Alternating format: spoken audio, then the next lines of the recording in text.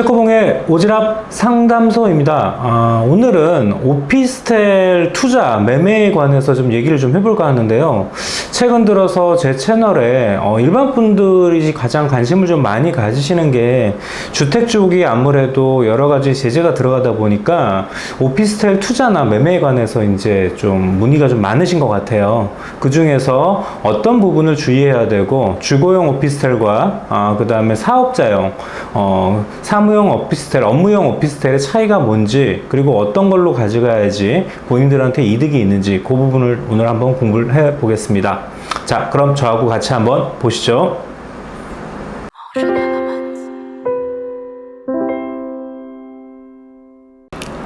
자, 질문이 온 거는 요 댓글이 이번에 좀 달렸는데요. 어떤 내용이냐면 현재 주거용으로 해서 재산세가 나오고 있는데 매입하면 업무용으로 변경 가능한가요? 요걸 얘기를 하시는 거 보니까 여기 오피스텔이에요. 지금 현재 오피스텔을 현재는 지거용으로 매수를 하기 전에 매도인이 이제 주거용으로 쓰고 있는데 매입을 하면서 주거를 갖다가 업무로 변환을 해서 사용을 하고 싶다는 거죠. 그러면은 요거를 사시는 분은 지금 현재 다주택 자일 공산이 큰데요. 그러면 요 부분에 대해서 뭐 변환이 가능한 건 당연한 거고요. 요거를 갖다가 이제 좀 공부를 하기 있어서 오피스텔을 갖다가 주거용과 업무용이 어떤 차이가 있는지 요 부분에 대해서 설명을 좀 드리고 어떻게 변환을 시키는지에 대해서 조금 더 자세하게 제가 설명을 좀 드려보겠습니다.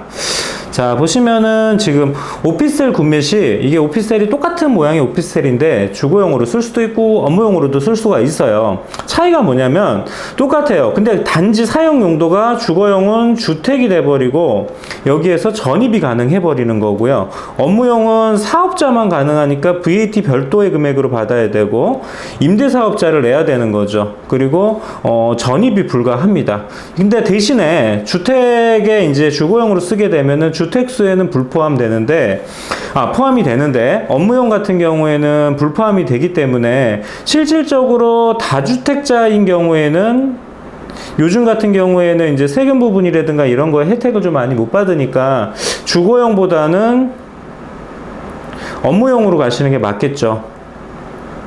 자, 그런 상황이고 나중에 이제 양도세에서 주거용 같은 경우에는 주택의 양도세가 이렇게 적용이 되는데 업무용 같은 경우에는 쉽게 얘기해서 사무실이에요. 양도세가 사무실의 형태로 양도세가 매겨진다는 겁니다. 뭐 취등록세도 동일하고요.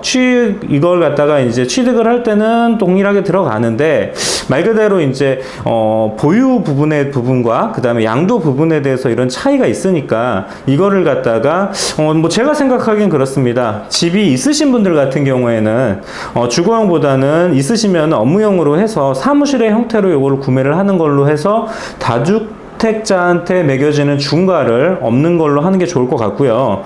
만약에 내가 지금 무주택이다 그런 경우에는 뭐 예를 들어서 이걸 주거용으로 해서 거주를 채우거나 요즘같이 뭐 상생임대인 같은 거 해가지고 뭐 12억까지는 또 비과 혜택을 받을 수 있을 수도 있으니까 어떤 부분이 자기한테 유리한지를 정확하게 좀 체크를 해야 될 것 같습니다.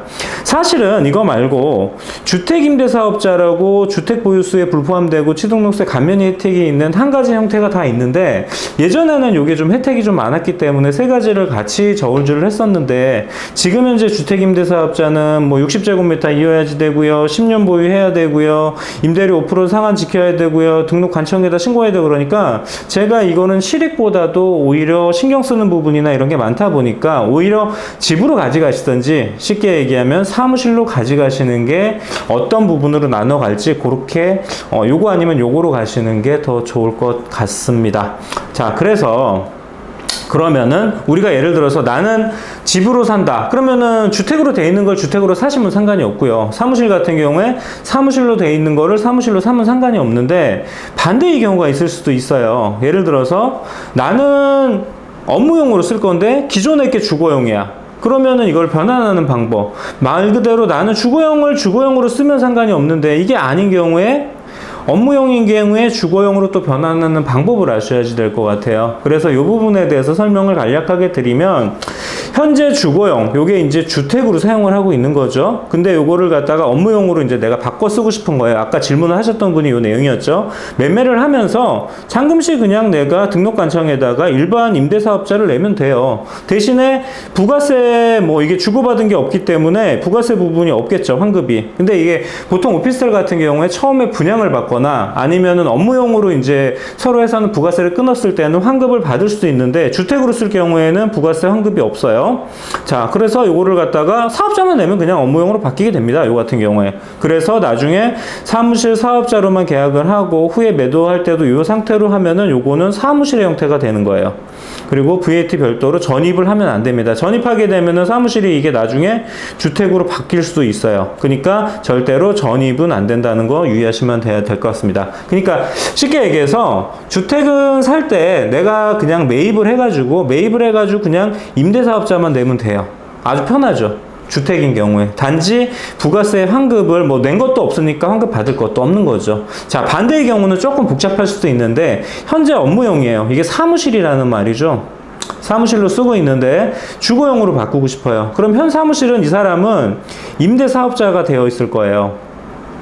그러면은 매매를 진행 계약서를 쓰면서 저는 이거를 갖다가 임대사업자로 내가지고 요거를 포괄로 하든가, 포괄 양도 양수 뭐 이게 하는, 아니면은 VAT 별도로 해가지고 세금 계산서를 주고 받아야 되는 거죠. 자, 그러면은 저는 이제 잔금 때 일반 임대사업자가 되는 거예요. 사업자를 냈기 때문에. 일반 임대사업자가 되겠죠. 근데 이제 제가 부가세를 받았으면은 요거는 다시 내야 되고요. 말 그대로 그냥 포괄로 받았을 경우에 사무실이기 때문에, 사무실은 주택이 아니라서 부가세를 반납을 해야지 주택이 되는데, 요 주택이 되려면은 부가세 만약에 받은 게 있으면 요걸 토해내야 돼요. 반납을 해야지 되는 거고, 포괄 양도 양수로 서로 안 주고받았으면 상관이 없고요. 만약에 예를 들어서 부가세를 받은 부분이 있으면은 임대사업자를 폐업을 하면서 부가세는 그냥 내가 환급을 안 받으면 되는 겁니다. 실질적으로. 그러면은 요게 이제 주택으로 이제 변환이 된 거예요. 그렇게 되면 전입도 가능하고요. 뭐 상황에 따라서는 내가 주거도 가능하고 주거용으로 변신이 되는 거죠. 세입자도 전입이 가능하고 주거용으로 바뀌게 되는 겁니다. 그러면 사무실의 형태에서 주택으로 되는 거고, 고요. 쉽게 얘기해서 요거를 갖다가 처음에는 일반 임대 사업자였으니까 일반 임대 사업자에서 요거를 일반 임대 사업자로 바꿔주면 돼요. 그리고 나서 이거를 폐업을 하는 거죠. 폐업을 할 때 부가세를 내가 받은 게 있으면 반납을 하는 거고요. 예를 들어서 내가 받은 게 없으면 그 상태로 해서 정리를 해야 되는데, 포괄 양도 양수는 부가세를 내가 받은 거하고 똑같은 거고요. 그때 되면은 다시 내줘야지 주택이 되는 겁니다. 그렇기 때문에 똑같은 물건이라고 놓고 봤었을 때 우리가 2억짜리의 오피스텔이다. 근데 이거를 갖다가 주택으로 사는 거하고 업무용으로 사는 거 하면은 사실은 주택으로 사는 게 조금 더 저렴할 수도 있어요. 업무용은 정확하게 따지면 1억 뭐 예를 들어서 부가세가 있으니까 9천 정도, 1.9억 정도에 사야지 거의 비슷하지 않을까, 이런 생각이 듭니다.